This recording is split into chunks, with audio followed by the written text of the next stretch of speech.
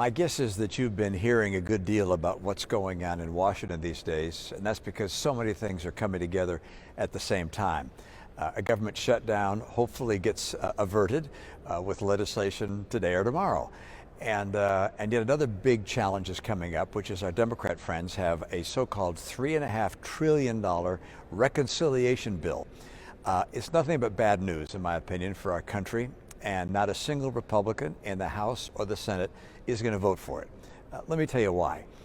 First of all, it spends an awful lot of money that we really don't have, and it's going to result in higher taxes as well as additional debt. Higher taxes on higher income people. Some people don't mind that, but it means less investment in our country. Higher taxes on corporations, particularly corporations that sell goods outside our country. And unfortunately, if you want to have more economic vitality and growth here, you want to make sure that we can sell things around the world. If our taxes are higher than other people's that are selling things around the world, it makes it less likely we'll have those jobs. And then there's how the $3.5 trillion would actually be spent. There's going to be an extraordinary largesse given to people who are here illegally. Families, kids, individuals are able to get government payments whether or not they're legal. That's a problem. Education.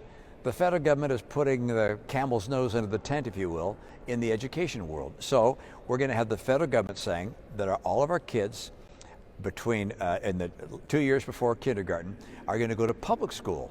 So they're going to have pre-K at public schools. They're calling for building new schools. So we have pre-K for our kids under the direction, of course, of the public school system. And likewise, they're going to say free community college for all of our kids as well.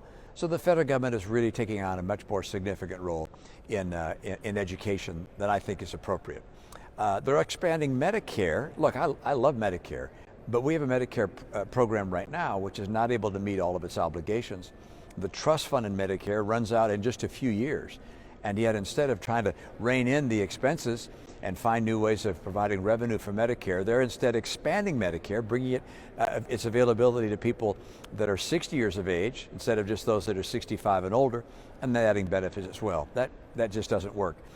So a series of expensive measures, and then some things that are just kind of irritating. So, for instance, if you pay taxes to the state of Utah, or if you pay taxes to your city or town, you can't deduct that from your federal tax burden. That's not allowed. But under the Democrats' bill, you are going to be able to deduct union dues.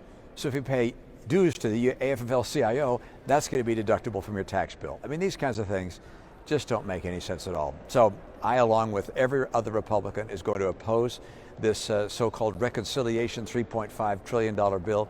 Hope you get a perspective on why that is.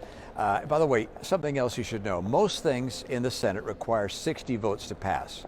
And that means Republicans and Democrats have to agree for something to become a law. But if it's a measure that relates to spending or taxing, that can be done with only 50 votes. And because the White House vice president is a tie-breaking vote, the Democrats can do what they want on this bill without a single Republican vote. It's unfortunate. So that's where we are, and hopefully we'll get some progress and maybe slim down the size of this extraordinarily expensive and high tax, high spend situation. Thanks.